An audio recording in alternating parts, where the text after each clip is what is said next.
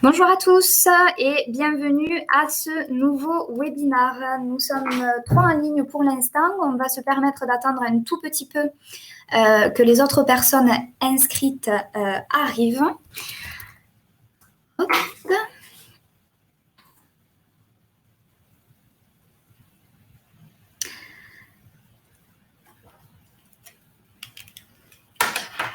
Donc, merci à tous de votre intérêt pour ce webinaire. Je suis aujourd'hui du coup avec Marie Barré, notre experte sur le sujet des ressources humaines, que vous pouvez voir également dans cette visio.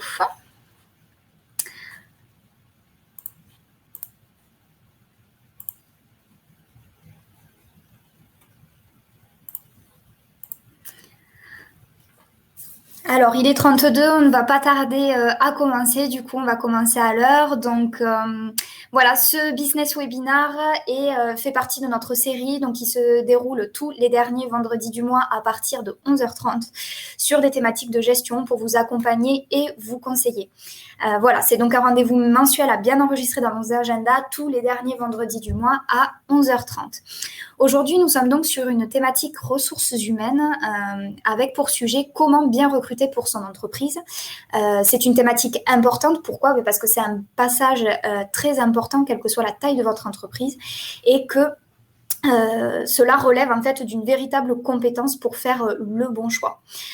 Donc Marie Barré, que je vous présente à nouveau, responsable des ressources humaines de notre CERF France, vous a préparé cette intervention et sera là tout au long du webinaire pour répondre en direct à toutes vos questions. Pour ma part, je suis Déborah Francou, la chargée de communication du CERF France Garonne et Tarn, et pour ma part, je ne suis là aujourd'hui que en appui technique. Avant de commencer, je vais vous donner les indications de fonctionnement. Nous allons vous diffuser une vidéo du sujet. Vos micros sont désactivés, c'est normal. Il vous faut communiquer avec nous par le biais du chat que vous trouverez sur la droite de votre écran. Marie répondra donc en direct à toutes vos interrogations par le biais de ce chat. Et nous permettrons, selon la quantité des questions ou des interactions sur le chat, à faire des pauses durant la vidéo pour que Marie puisse intervenir en direct et répondre de manière plus poussée à vos demandes. Je pense que nous allons pouvoir commencer. Marie, est-ce que c'est bon pour toi ? Pour moi. Très bien. Mais écoutez, on désactive nos micros et on commence le webinaire avec le lancement de notre présentation. Voilà, bon visionnage à tous et n'hésitez pas à nous contacter par le biais du chat.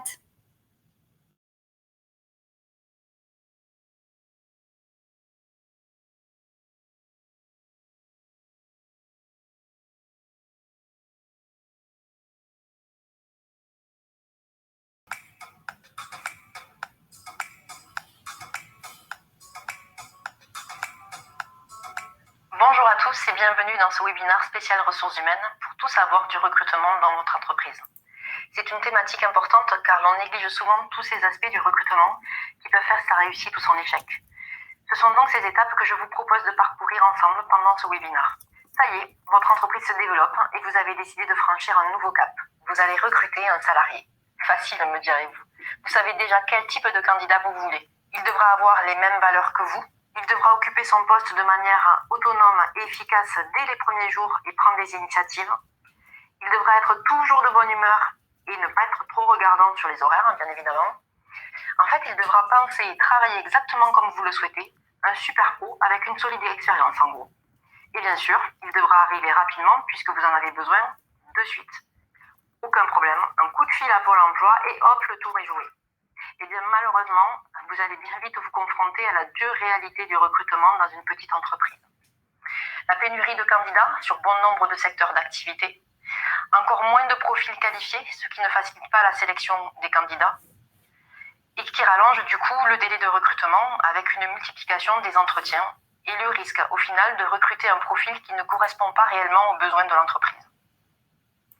Or, pour réussir son recrutement, il faut prendre du temps. Du temps de réflexion préalable pour définir le besoin, le poste et le profil du candidat recherché. Du temps pour l'organisation concrète du recrutement, sélectionner les candidats à recevoir, réaliser les entretiens, répondre aux candidatures. et du temps enfin pour intégrer et accompagner au mieux le nouveau salarié dans votre entreprise. Nous allons donc pouvoir aborder dès maintenant la première étape clé du recrutement, à savoir la définition de votre besoin. Il s'agit d'une étape cruciale. Plus elle est précise et claire, et plus vous serez précis et clair. D'une part dans vos entretiens avec les candidats, et d'autre part dans le choix de la personne et dans ses modalités d'intégration, mais aussi au final dans vos relations avec votre futur salarié. Il est donc important que vous donniez du temps et autant que possible et que vous notiez au fur et à mesure vos réflexions. Pour définir votre besoin, vous devez vous poser plusieurs questions. D'abord, vous devez évaluer la charge du poste. Est-ce que la personne sera occupée à temps complet ou bien est-ce qu'un temps partiel suffira? Ensuite, réfléchissez à la pérennité des activités que vous allez confier à votre futur salarié. Est-ce qu'il s'agit d'un surcroît temporaire ou d'un besoin plus permanent? Et la réponse à ces deux questions pourra en outre vous aiguiller sur le type de contrat à prévoir. Temps complet, temps partiel, CDD ou CDI, intérim. La deuxième question à se poser, c'est quelles sont les missions et leur organisation. Vous devez en fait construire une fiche de poste. Elle doit correspondre à la réalité du métier que votre salarié va exercer dans votre entreprise. Elle décrit ses missions, ses activités et les conditions dans lesquelles. Donc n'hésitez pas à détailler précisément. D'abord, la raison d'être du poste. Pourquoi créez-vous ce poste? Qu'est-ce qui en justifie l'existence dans votre entreprise? Quelle est sa valeur ajoutée? Ensuite, décrire les missions du poste, c'est-à-dire le but du travail.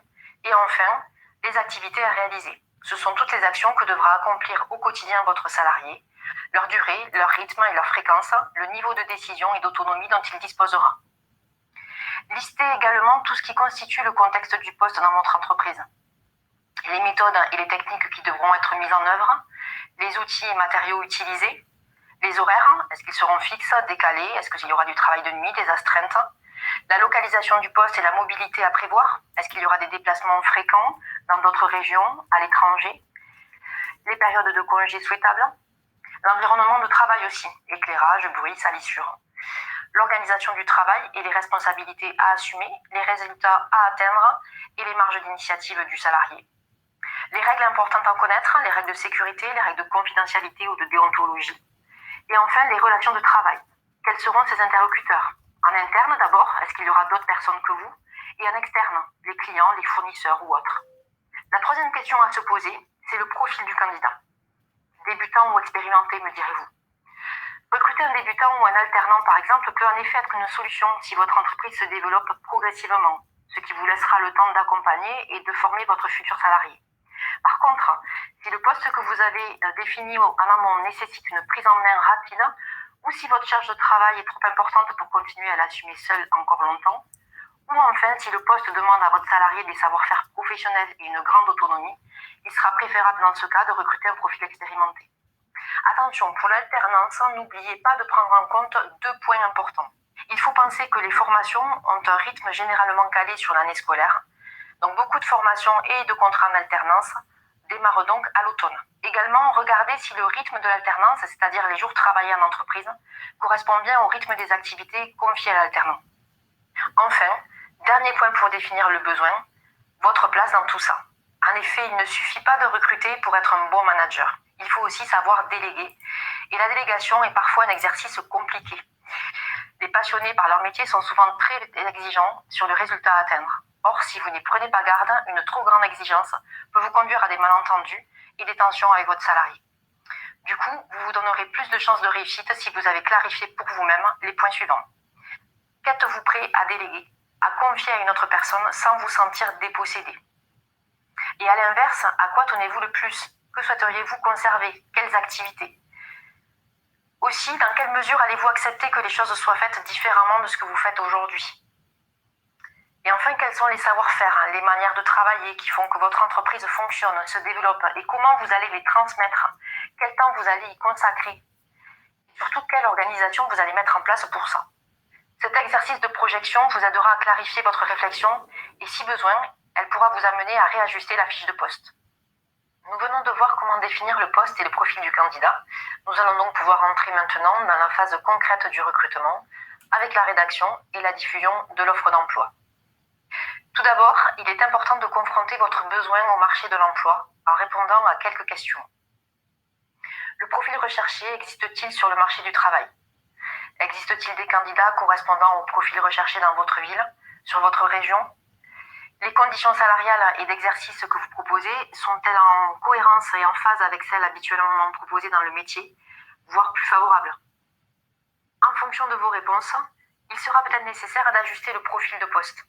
Modification du profil de candidat recherché, revoir les modes de rémunération et les conditions d'exercice, accepter d'examiner des candidatures provenant de zones plus éloignées, accepter des profils qui ne correspondent pas exactement au profil défini en amont, mais avec éventuellement la mise en place d'un parcours de formation. Maintenant, il est temps de rédiger et de diffuser votre offre d'emploi. La rédaction de l'offre joue un rôle dans son attractivité. Plus vous serez sur un marché du travail concurrentiel ou en pénurie de main-d'œuvre, plus votre offre d'emploi devra être attractive. Vous devez donc rédiger une offre qui doit donner aux candidats une vision claire du poste et de l'image de votre entreprise. Et attention, elle doit aussi répondre à des règles juridiques précises, notamment relatives à la discrimination. À minima, votre offre devra indiquer l'intitulé du poste avec la mention homme-femme ou en le mettant en féminin ou en masculin, le type de contrat, la présentation de l'entreprise, le secteur d'activité, la taille, la présentation du poste, des missions et des principales activités, la description de l'environnement de travail, les caractéristiques du poste et notamment les horaires, le lieu, les éventuels déplacements. L'offre indiquera également le profil recherché, la formation demandée, les expériences nécessaires, la compétence technique et les savoir-être indispensables, et aussi une fourchette de rémunération et l'existence de primes et avantages éventuels. N'hésitez pas aussi à présenter votre entreprise, vos valeurs dans votre offre d'emploi. Il ne reste plus qu'à choisir le canal de diffusion de votre offre et le moment de sa diffusion. Pour choisir où et comment diffuser votre offre, plusieurs possibilités s'offrent à vous. Ce choix va dépendre, d'une part, du profil du candidat recherché en fonction de sa formation, son expérience, sa spécialisation, également de votre secteur d'activité. Il existe peut-être une presse spécialisée dans votre secteur ou dans le métier concerné. De la zone géographique que vous voulez cibler, est-ce que c'est une couverture locale, régionale, nationale, voire internationale? De la situation du marché de l'emploi également. Il peut être nécessaire en effet de choisir plusieurs moyens si le profil est rare sur le marché. De l'image aussi que vous souhaitez donner de votre entreprise à travers ce recrutement. Également du budget que vous êtes prêt à engager. Certains sites de diffusion sont en effet payants. Et enfin des moyens humains qu'il vous est possible d'affecter à votre communication et au traitement des candidatures. Pensez aussi que Pôle emploi peut vous accompagner dans le tri des CV. Et n'oubliez pas les écoles si vous recherchez un débutant ou bien les réseaux professionnels pour un profil confirmé. Pour choisir le moment propice de diffusion, vous devez avoir en tête les différentes étapes de votre recrutement. Construisez un planning à partir de la date souhaitée d'intégration du nouveau salarié et en fonction du temps nécessaire à la réalisation de chacune des étapes du processus de recrutement. Établissez également votre planning en tenant compte de votre disponibilité et de celle des personnes qui vont se charger de ces différentes étapes, de la disponibilité des candidats. Selon les profils que vous visez, vous devez également intégrer leur délai de préavis lorsqu'ils sont déjà en poste. Du canal de diffusion choisi. Une diffusion sur Internet est instantanée, alors que pour un journal mensuel, des délais sont à prévoir. Des périodes de congé, de la saisonnalité de l'emploi et enfin, de la période idéale dans votre activité pour accueillir un nouveau arrivant. Enfin, n'oubliez pas de définir comment vous allez traiter les candidatures qui arrivent. Sélection des CV, contact et envoi des convocations aux entretiens, réponse aux candidatures et surtout qui va traiter tout ça. Après avoir défini le poste, le profil du candidat recherché et publié l'offre, les premières candidatures arrivent. Il est donc temps d'organiser les entretiens de recrutement et de vous y préparer. L'entretien d'embauche est le premier contact entre vous et un éventuel futur salarié. Il est donc votre premier acte de management. C'est un temps d'échange qui doit permettre au recruteur de choisir le bon candidat et à ce dernier d'évaluer l'intérêt du poste et de vérifier que le poste et l'entreprise correspondent bien à son profil professionnel. Pour un choix le plus objectif possible, soyez vigilant à l'équité de traitement dans les entretiens, sur le temps et la nature des questions. Établissez une grille de décision. Au cours de ces entretiens, vous ne trouverez pas toujours le profil idéal. Il est probable que vous ayez à réaliser des arbitrages et cette grille de décision pourra vous y aider. Sur ce point d'ailleurs, vous pourrez avoir à choisir entre un professionnel pointu, avec des valeurs éloignées des vôtres, et une personne qui reste informée techniquement mais qui partage les mêmes valeurs professionnelles que vous. Dans ce cas, n'oublions pas qu'il est toujours possible de développer la compétence technique. grâce à des formations, à de l'apprentissage sur le poste. Par contre, développer des valeurs chez un individu est très compliqué. Celles-ci proviennent en effet de son histoire et elles sont donc profondément ancrées en lui.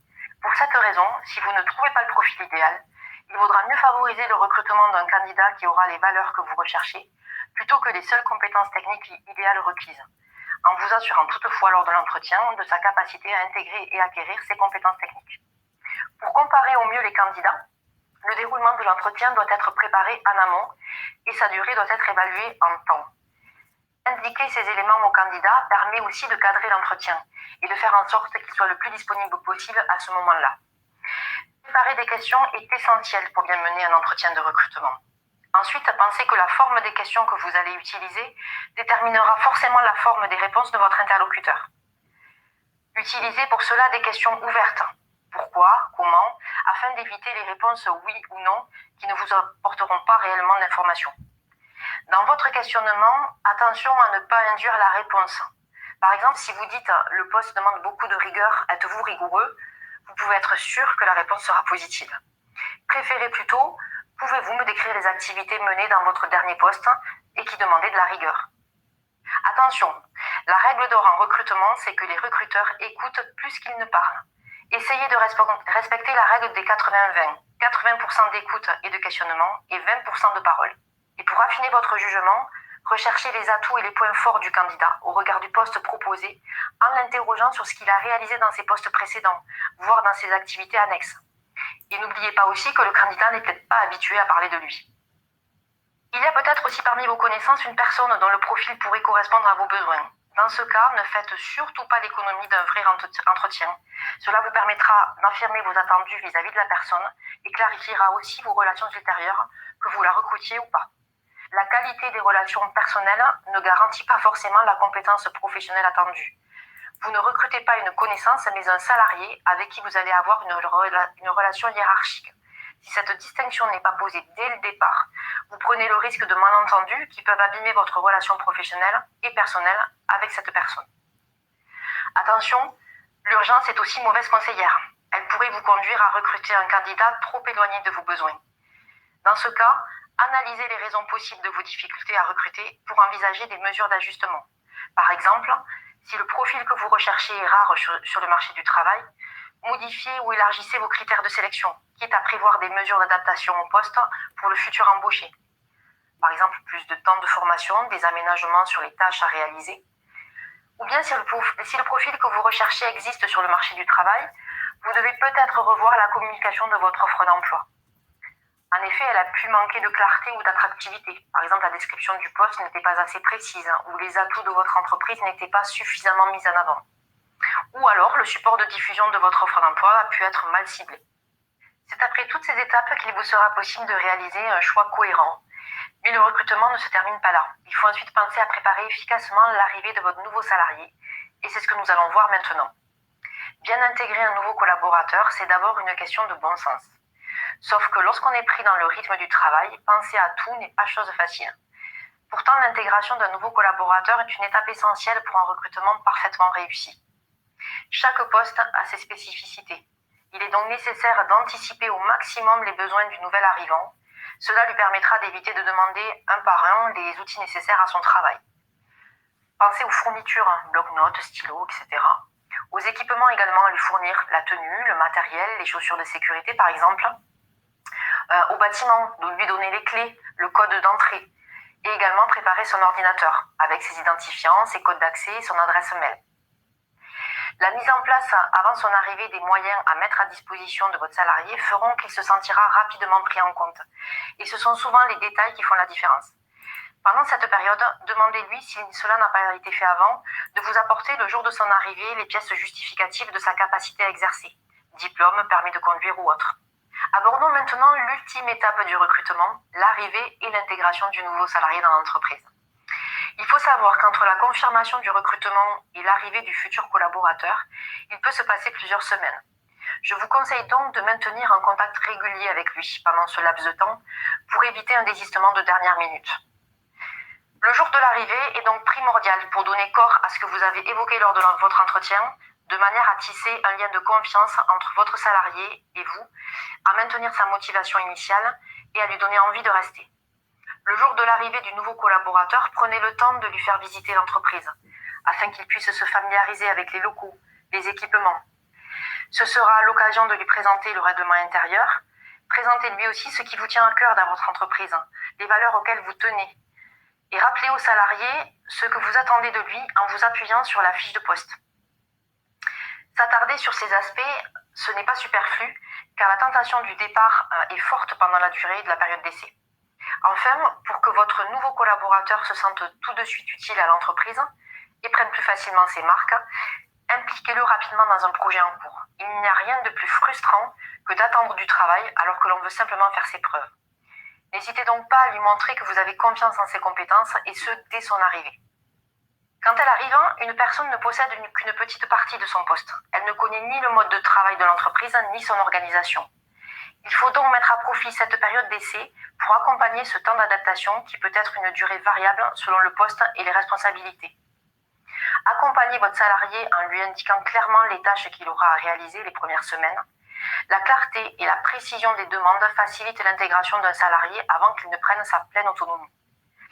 La période d'essai permet à l'employeur d'évaluer les compétences du salarié dans son travail et au salarié d'apprécier si les fonctions occupées lui conviennent. Et si la période d'essai permet d'apprécier l'envie et le potentiel du salarié à occuper le poste, elle est aussi une borne juridique au cours de laquelle chacune des deux parties, employeur et salarié, s'autorise à poursuivre ou à interrompre le contrat de travail d'un commun accord et sans préjudice. Au-delà de la période d'essai, on parlera aussi souvent de période d'intégration. Elle correspond à la période nécessaire pour que le salarié devienne suffisamment autonome. Sa durée est variable et peut être inférieure, égale ou s'étendre au-delà de la période d'essai. Pour vous permettre d'évaluer ensemble le déroulement de l'intégration, faites le point régulièrement avec votre nouveau salarié sous forme d'échanges informels ou bien d'entretiens planifiés.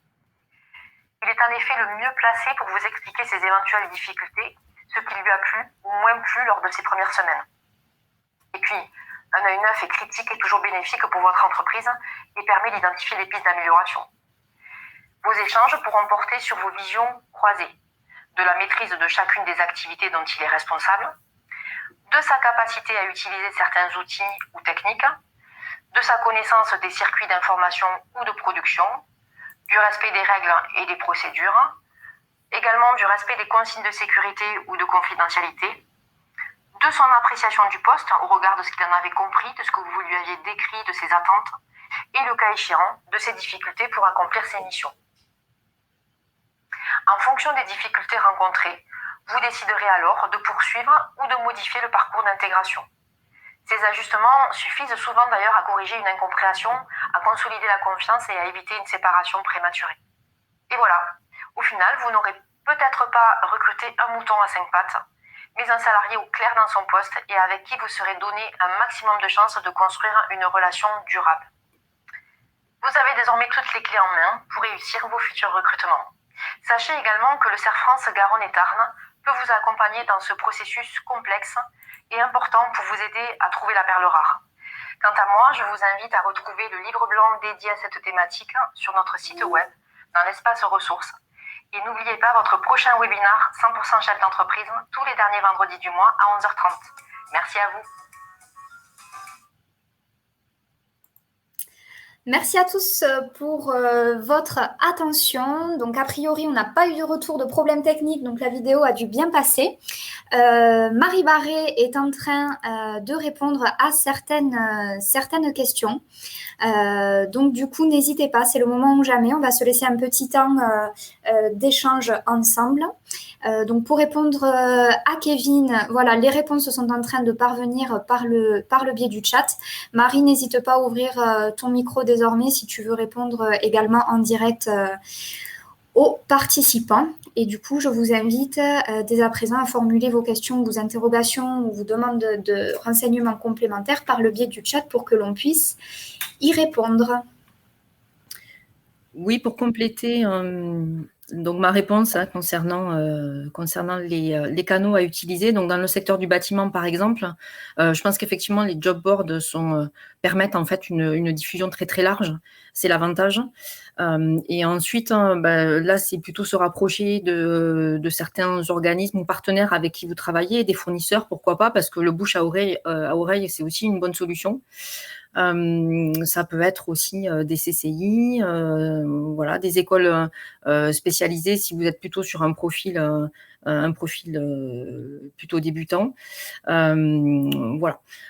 Les job boards, ça reste selon moi un bon moyen pour communiquer ses offres, puisqu'effectivement, c'est très très large. Voilà, notamment Indeed, qui vient en fait reprendre toutes les offres qui sont publiées sur tous les autres sites. Voilà. Vous avez accès également, n'oubliez pas, alors sur Indeed, sur Pôle emploi également, vous avez accès au CVTech. Donc, ce sont tous les candidats qui mettent en ligne en fait leur CV, qui vont pas forcément répondre à des offres, mais qui sont en recherche active puisqu'ils déposent leur CV sur ces plateformes. Donc, ça peut être aussi un bon moyen de trouver des candidats. Par contre, dans ce genre de cas, effectivement, ça va vous demander un petit peu plus de temps puisque là, c'est vous qui allez faire la démarche d'aller chercher le candidat. Voilà, je ne sais pas si ma réponse est claire. Peut-être également juste spécifier que sur les réseaux sociaux, il y a également la possibilité de booster les offres d'emploi, notamment sur Facebook qui a mis en place désormais un module vraiment attribué aux offres d'emploi, voilà, qui permet de booster les offres et de les catégoriser en plus dans un endroit bien spécifique à Facebook dédié au recrutement. Donc voilà, il y a des petites choses en plus qui existent directement par le biais de ces plateformes et de ces réseaux pour mettre en avant les offres d'emploi que vous proposez. Oui, je pense qu'effectivement, les réseaux sociaux et notamment, alors vous avez LinkedIn, qui est un réseau professionnel, pour le coup, un réseau social professionnel. Voilà, vous avez un module également pour le recrutement, mais pour le coup, qui est payant et qui n'est pas donné, clairement. Par contre, ne serait-ce que si vous êtes actif sur ce réseau-là, ne serait-ce que de partager dans vos posts l'offre d'emploi, ça c'est une bonne chose. Et sur Facebook également, si vous êtes actif sur les réseaux sociaux, n'hésitez pas à diffuser vos offres par ce biais-là. Puisque là, on va être vraiment en fait sur du bouche à oreille, et les gens vont partager. C'est le but de ces réseaux sociaux.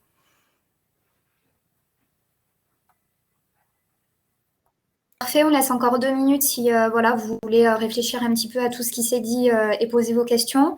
On a lancé également un mini sondage, juste savoir voilà, si le webinaire et la présentation qui vous a été faite a répondu à vos attentes voilà, et aux besoins que vous aviez sur cette thématique. Voilà, si nous avons bien rempli l'objectif de pouvoir vous présenter de manière claire et la plus détaillée possible toute la démarche en mettre en place pour réaliser un bon recrutement. Donc, je vous invite à y répondre. C'est également sur la partie droite, là où vous avez le chat, vous avez un petit onglet sondage. Donc, je vous invite à y répondre. Il reste encore quelques minutes.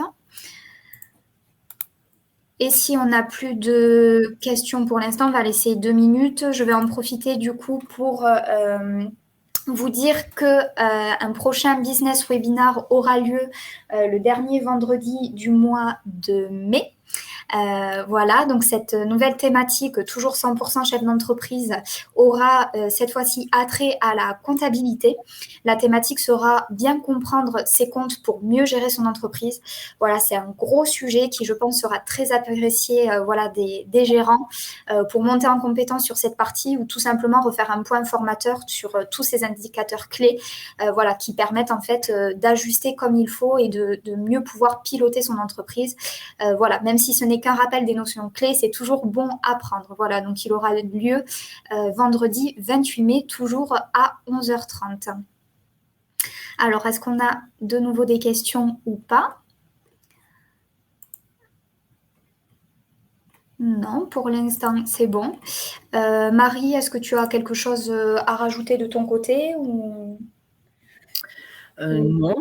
Non, je pense que j'ai tout dit dans le webinaire. J'espère que pour vous, ça a été clair.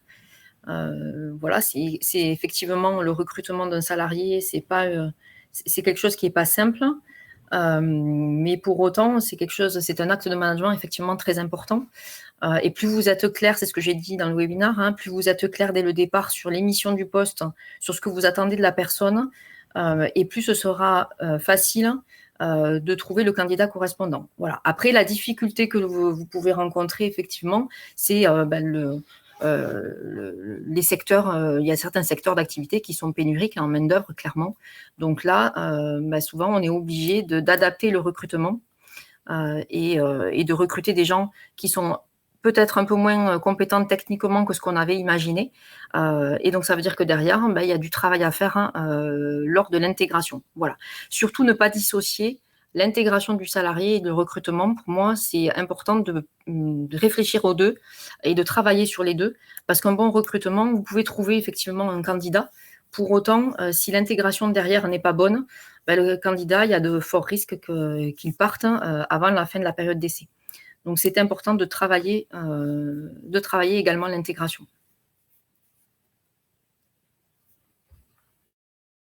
Parfait. Eh bien, écoute, Marie, merci beaucoup à toi pour cette intervention, ce travail. Je vous indique également que sur notre site internet, donc www.serfrance-garonne-et-tarn.fr, vous avez une rubrique ressources où vous pouvez retrouver un ensemble de contenus créés par nos experts. Donc, c'est vraiment un contenu 100% pour les chefs d'entreprise qualifiés qui vous est proposé totalement gratuitement sur différents types de formats. Vous avez des fiches pratiques, des livres blancs, les replays de nos différents webinaires. Vous avez également des tutos vidéo.